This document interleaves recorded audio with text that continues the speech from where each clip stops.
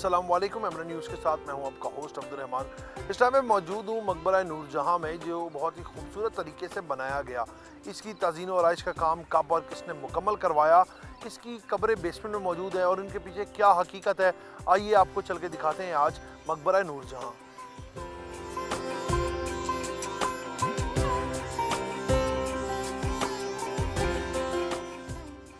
इस टाइम पर हम मौजूद हैं अहाता नूर जहां में, जिसको उस टाइम के आर्किटेक्ट जो डिज़ाइनर्स थे उन्होंने इतनी खूबसूरती और महारत से तामीर किया कि इसके अंदर जो हवा की एयर सर्कुलेशन है, अगर आपको अतराफ़ में मेरे कैमरामैन दिखाएं तो इस तरह से इसको बारादरी नुमा बनाया गया कि हवा की जो है वो सर्कुलेशन अंदर रहे।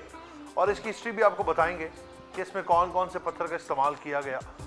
हिस्ट्री के मुताबिक ये है कि इसकी जो दीवार है, जो दाखिली रास्ते हैं, जो इसके चौबारे हैं, उसमें लाल संगे मरमर का, सुर्ख संगे मरमर का इस्तेमाल किया गया।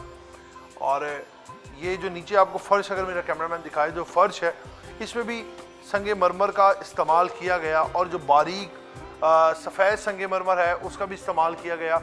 इसकी ताज़ीन और आराइश भी कई बार करवाई गई और ये उस टाइम के 3 लाख रुपए की लागत से तैयार किया गया, जो कि मुगलिया दौर में एक बड़ी रकम थी। 3 लाख रुपए की लागत सिर्फ मकबरा नूर जहां पर लगी, क्योंकि जहांगीर की चहीती बीवी थी, जिसकी वजह से इनके मकबरे का जो काम था वो उन्होंने अपनी 4 साल ज़िंदगी में ही मुकम्मल करवाया। 1645 में नूर जहां वफ़ात कर गई, 72 साल उनकी उम्र थी। और जो उनका जो कब्र वाला अहाता है, अगर आपको मेरे कैमरामैन दिखाएं तो उसको सफ़ेद संगे मरमर से तैयार किया गया बहुत ही खूबसूरती के साथ। और उसके बाद जब सिख दौरे हुकूमत था, उसने इनके फ़र्श का काम जो था, जो फ़र्श यहाँ पर लगा हुआ था, उसको उखाड़ दिया।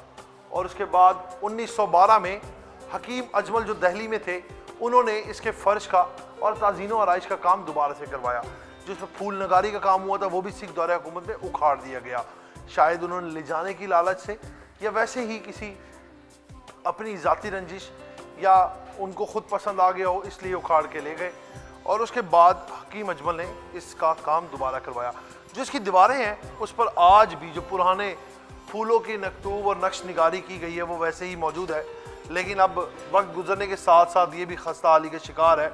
अगर आपको मेरा कैमरामैन दिखा सके तो इस पर आज भी वो अक्स जो हैं वो यहाँ है, जो नक्श निगारी की गई है वो हुई हुई है।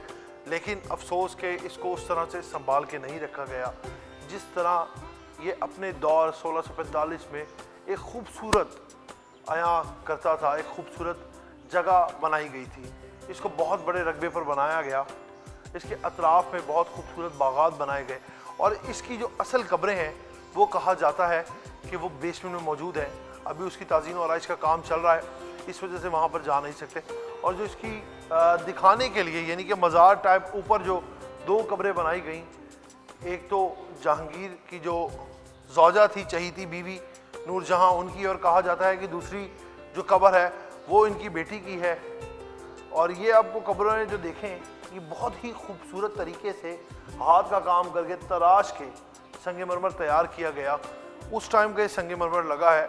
अमूमन कहा यह जाता है कि संगे मरमर जो है ठंडा होता है, लेकिन सामने जो है एक जो प्लेट मेरा आपको कैमरामैन दिखाए जो है वो भी नक्श की गई है और तख्त पूरा उस तरीके से नक्श किया गया है कि यहाँ पर बताया गया है। अब इसकी बकाया डिटेल ये है कि सिख दौरे हुकूमत के दौरान मकबरे के तमाम आराइशी पत्थर उखाड़ दिए गए थे और उसको तय खाने को खोदने का हुक्म दिया गया था, जहाँ पर नूर जहाँ की और उसकी लाडली बेटी लाडली बेगम की असल कब्र थी।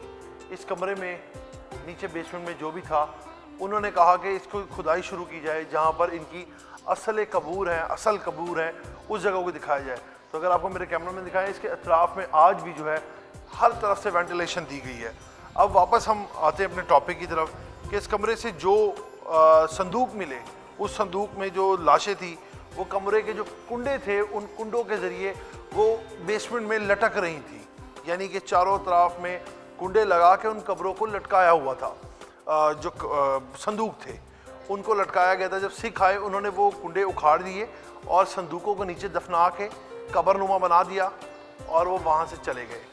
उसके बाद इस जो बेसमेंट थी इसको दोबारा से सही करके रेनोवेट किया गया। अब यकीनन और उसके बाद भी मुतअद्दिद बार तज़ीन और आराइश हो गई होगी, लेकिन इतनी पुरानी इमारत 1645 से अब तक खस्ता हाल होती रही है, उसकी बार बार तज़ीन व आरइश का काम करवाया जाता रहा है। अभी भी देख के ये मालूम होता है कि इसकी दोबारा से तज़ीन व आरइश की ज़रूरत है, क्योंकि एक तो बहैसियत कौम हम लोग भी बाज नहीं आते, दीवारों पर लिख जाते हैं, दीवारें ख़राब कर जाते हैं। यानी कि ये कदीमी विरसा है, इसको संभालने में हमें भी अपना कहीं ना कहीं किरदार अदा करना चाहिए। अब जब तज़ीन और आरइश का काम मुकम्मल हो जाएगा तब हम आपको यहाँ का बेसमेंट भी एक दिन आके दिखाएंगे कि जिसमें असल कबूर उनकी बेटी की और नूर जहाँ की मौजूद है, वो भी दिखाएंगे कि असल कबूर कहाँ पे। ये तो बज़ाहिर एक सिर्फ दिखाने के लिए, लोगों को महसूर करने के लिए कि जो लोग यहाँ पर आएँ उनको ये महसूस हो कि वाकई ही मकबरा नूर जहाँ है, क्योंकि बेसमेंट आम पब्लिक के जाने की इजाज़त नहीं दी जाती। इस वजह से यहाँ पर लोगों के सैर व तफरी के लिए ये जगह बनाई गई थी। और लोग आज भी देखते हैं कि उस वक्त में इतनी लागत लगा के एक मुगलिया शहनशाह ने अपनी ज़ौजा के लिए एक बहुत ही बड़ा और आलीशान मकबरा यानी कि आखिरी आरामगाह तैयार करवाई, तो कितनी चाहत वो रखता होगा अपनी अहलिया से कि आज ये मकबरा उसका मुंह बोलता सबूत है। इसी के साथ अपने मेज़बान को इजाज़त दें, आपसे हम फिर मुलाकात करेंगे नए प्रोग्राम के साथ। तब तक के लिए अल्लाह निगहबान।